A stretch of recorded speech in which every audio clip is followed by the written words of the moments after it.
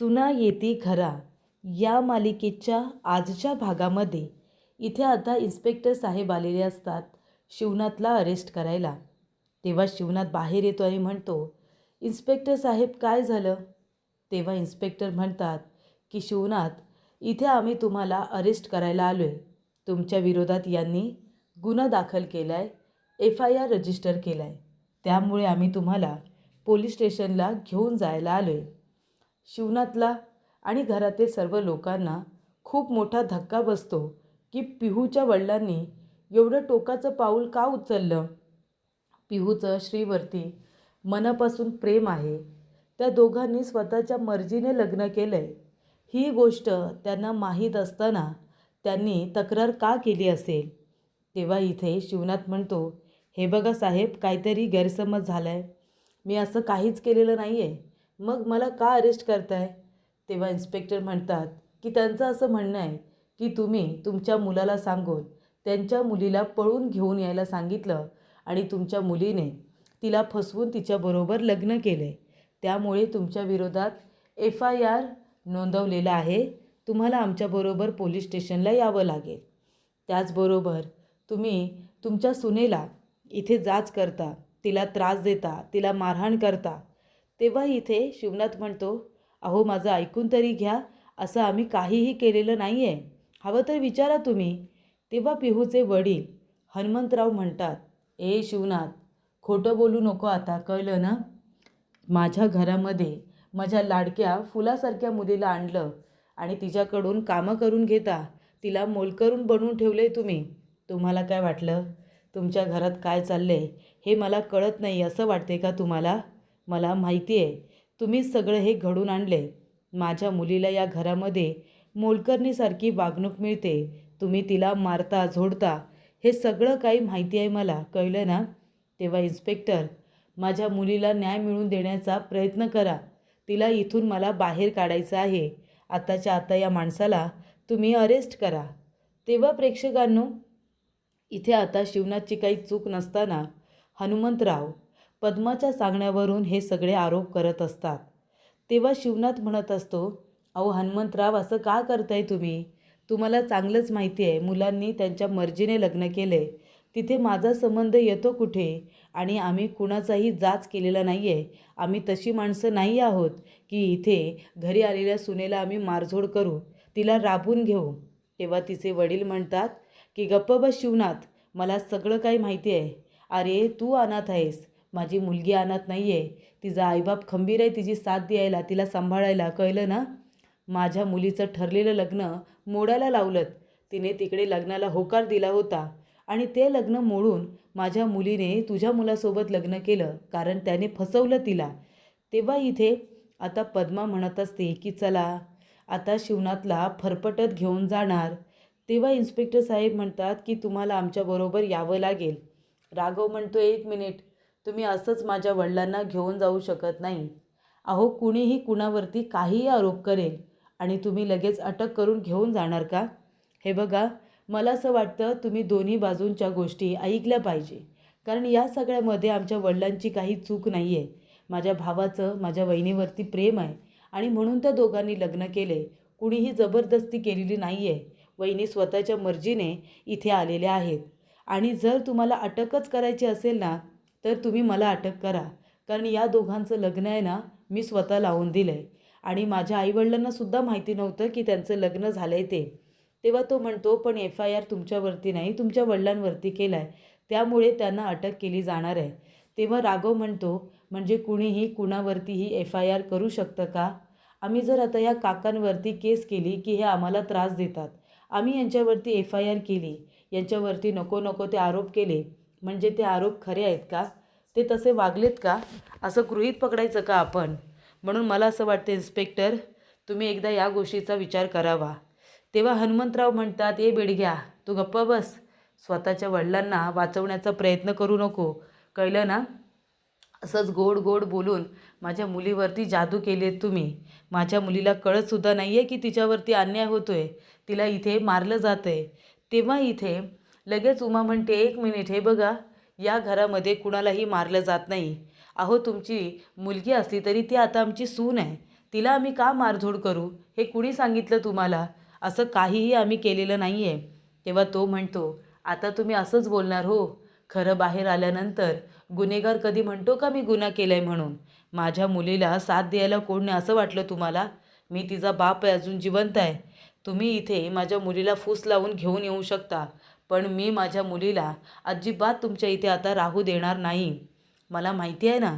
अरे बाबा, तुझ्या मुलांना कुणी मुलगी देत नाही आहे म्हणून दुसऱ्या खानदानी मुलींना पळून घेऊन यायला सांगशील का तू? त्यामुळे इन्स्पेक्टर साहेब, तुम्ही या माणसाला अटक करा. याला आहे ना रिमांडमध्ये घ्या, 3rd डिग्री द्या. म्हणजे हा माणूस कसा पोपटासारखा बोलेल बघाच तुम्ही.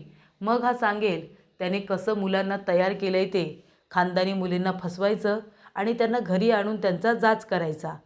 तेव्हा इथे इन्स्पेक्टर साहेब म्हणतात की शिवनाथ, तुम्हाला आता पोलीस स्टेशनला चौकशीसाठी यावं लागेल आणि मग ही केस कोर्टामध्ये उभी राहील. तुम्हाला जे काही बोलायचं आहे ते तिथे बोला. आता तुम्हाला आमच्याबरोबर यावं लागेल. तेव्हा इथे पिहू म्हणते, 1 मिनिट थांबा. इन्स्पेक्टर, माझे वडील जे काही बोलत आहेत ते सगळं खोटं आहे. मी माझ्या मर्जीने लग्न करून आले.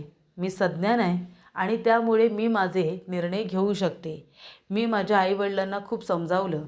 पप्पा, मी तुम्हाला आणि मम्मीला समजावलं होतं ना की माझं श्रीवरती खूप प्रेम आहे, मला त्याच्याबरोबर लग्न करायचं आहे. पण तुम्ही काही ऐकून घ्यायलाच तयार नाही, म्हणून मी हे लग्न केलं. मी श्रीशिवाय नाही राहू शकत. माझं खूप प्रेम आहे त्याच्यावरती. आणि इन्स्पेक्टर, मला कुणीही फूस लावलेली नाही आहे. उलट मलाच हे लग्न करायचं होतं आणि मी माझ्या मर्जीने इथे आली आहे. आणि माझे सासू सासरे खरंच खूप चांगले आहेत. म्हणजे जे काही खरं आहे ते मी तुम्हाला सांगते. या घरामध्ये जेव्हा मी आले ना, तेव्हा माझ्या सासू सासऱ्यांनी कधी मला सून मानलंच नाही. अहो, जरी त्यांच्याही मनाविरोधात आम्ही हे लग्न केलं असलं तरी रीतिरिवाजाप्रमाणे माप ओलांडून गृहप्रवेश करून मला त्यांनी घरामध्ये घेतले आणि त्यांना मला सून म्हणून नाही तर मुलगी बनवून ठेवलेलं आहे. मला काही काम नाही आहे इथे. कुणी माझा जाच करत नाही. उलट मला लाडाकुडातच ठेवलं आहे. या घरामध्ये आहे ना, सुनांना मुलगी बनवून ठेवण्याची पद्धत आहे. या घरामध्ये मी आले त्या दिवसापासून सून नाही तर मुलगी झाली आहे. तेव्हा शिवनाथ इथे गप्प उभा असतो. त्याला अभिमान वाटत असतो की माझी सून या घराच्या बाजूने बोलते. तेव्हा हनुमंतराव म्हणत असतात, पिहू, खोटं बोलू नको. बघा बघा इन्स्पेक्टर, तिच्या हाताला जखम झाली की नाही बघा. कामं करूनच झाली आहे ना. या लोकांनी तुला मारले आहे ना, खोटं बोलू नको. तेव्हा पिहू म्हणते, नाही, आता जर खरं सांगितलं की मी या समोरच्या घरात गेले होते तर ही पद्मा लपून छपून गेलो म्हणून आमच्यावरती दुसरी केस करेल. ती म्हणते, काय करू आता, काय सांगू? आणि ती म्हणते की मी काम करताना पडले आणि तेव्हा माझ्या हाताला लागले, पण म्हणून माझा इथे जाच होत नाही. मला या घरामध्ये मुलगी बनवून ठेवलेलं आहे. मी खरंच सांगते इन्स्पेक्टर, मी माझ्या मर्जीने या घरी आली आहे. माझ्या मर्जीने मी लग्न केलं आहे आणि खरं तर आम्ही लग्न केलं ही गोष्ट माझ्या सासू सासऱ्यांनासुद्धा माहिती नव्हती. तेव्हा इन्स्पेक्टर म्हणतात, हे काय चालले हनुमंतराव? तुम्ही FIR केली आहे, पण तुमची मुलगी तर वेगळंच बोलते की तुमच्या मुलीचं असं म्हणणं आहे की असं काही घडलेलंच नाही आहे. मग आम्ही त्यांना अटक कसं काय करू शकतो? तेव्हा मी तुम्हाला फक्त एकच विनंती करेन की तुम्ही आता ही FIR आहे ना मागे घ्या आणि हा तुमचा फॅमिली इश्यू आहे तो तुमचा तुम्ही सॉल्व करा, असं मला वाटतं. उगाच आम्ही जर अशा केसेसकडे लक्ष दिलं तर जिथे खरंच आमची गरज आहे आम्ही तिथे कधी लक्ष द्यायचं? तेव्हा मी तुम्हाला एकच विनंती करेन, आता कुठलाही राग रुसवा मनामध्ये न ठेवता तुम्ही एकमेकांशी बोलून जे काही तुमचे पर्सनल इश्यूज आहेत ना ते आता सॉल्व करा.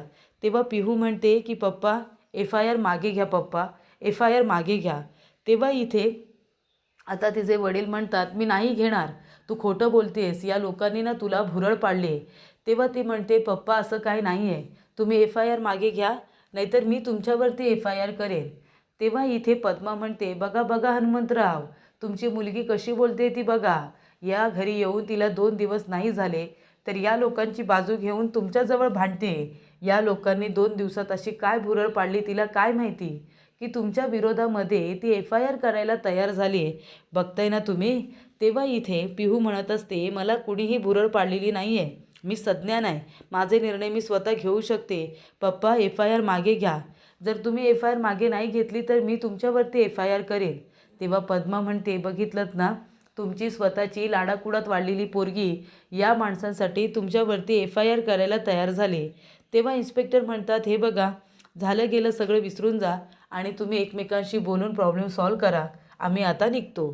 त्यानंतर इथे इन्स्पेक्टर गेल्यानंतर पिहू म्हणते, पप्पा सॉरी, खरंच सॉरी. तेव्हा हनुमंतराव म्हणतात, जाऊ दे, आता माझी मुलगीच माझी राहिली नाही आहे. ती बापावरती, ज्या बापाने तिला लाडाकुडात वाढवलं, त्या बापावरती FIR करायला जर तू तयार झालीस तर आता मी इथे थांबून काय करू? माझी मुलगीच माझी राहिली नाही तर मी कुणासाठी बोलू?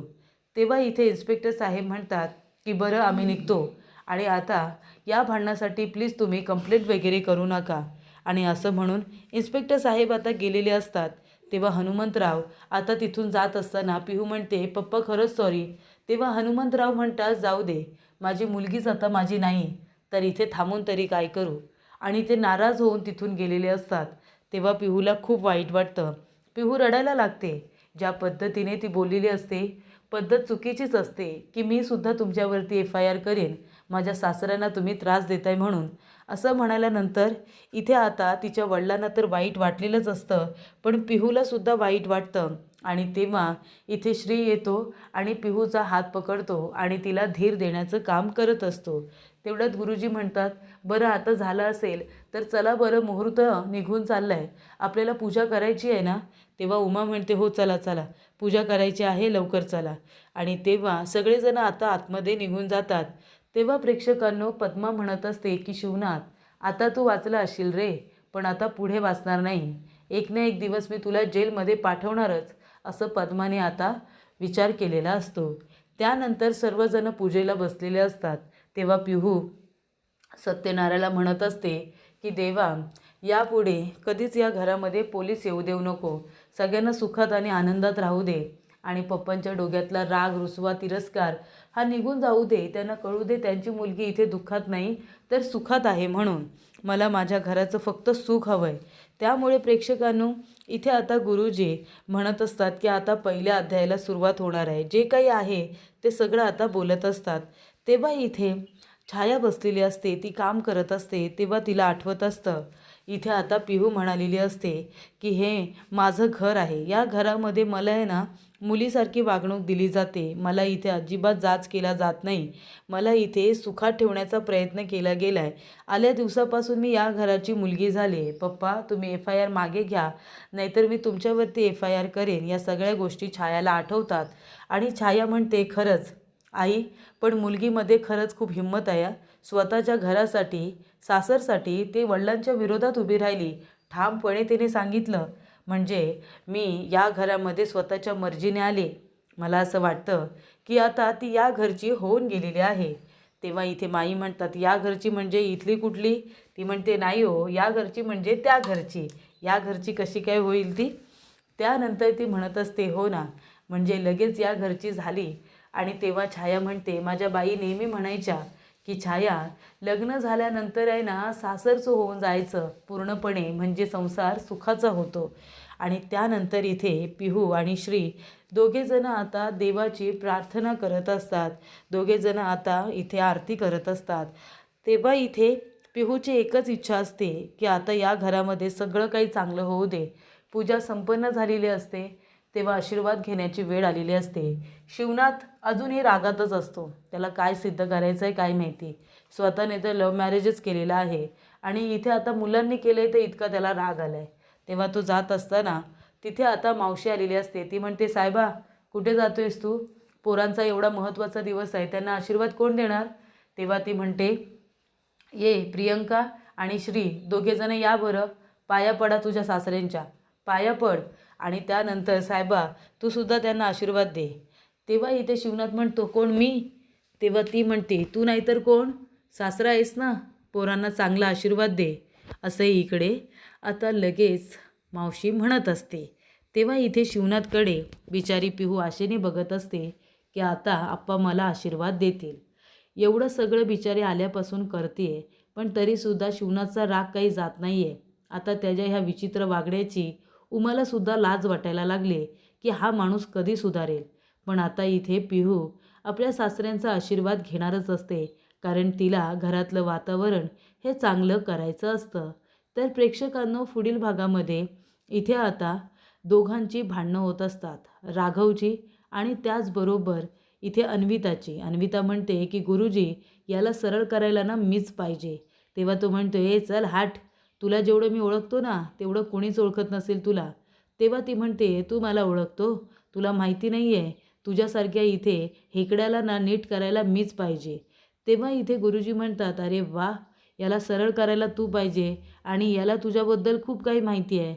मग तुम्ही दोघेजण एकमेकांसाठी अनुरूप आहात. मग दोघेजण पत्रिका बघा आणि लग्न करून टाका ना. तेव्हा अन्विता आणि राघव दोघेजण एकमेकांना बोलतात, ए चल हाट, ए चल हाट. दोघेही रागारागाने एकमेकांना बोलत असतात. तेव्हा गुरुजी त्यांच्या लग्नाचा विषय काढतात ना, तेव्हा इथे मामा म्हणतात, काय? आणि त्यानंतर पिहू त्यांच्याकडे आता आश्चर्याने बघत असते. पिहूला पण कळलेलं असतं की या दोघांच्या भांडणामध्ये नक्कीच काहीतरी वेगळेपण आहे. आणि त्यानंतर लग्नाचं बोलल्यानंतर अन्विता आणि राघव दोघेजण एकमेकांना हाड म्हणून रागाने बघत असतात. तर पिहू त्यांच्याकडे खूपच जास्त आश्चर्याने बघत असते. नक्कीच पुढे जाऊन या दोघांचं लग्न होऊ शकतं, हा विचार तिच्याही मनामध्ये आलेला असतो. दोन कुटुंब एकत्र आणायचं असेल तर हा पर्याय उत्तम आहे, असा आता पिहूने विचार केलेला असतो.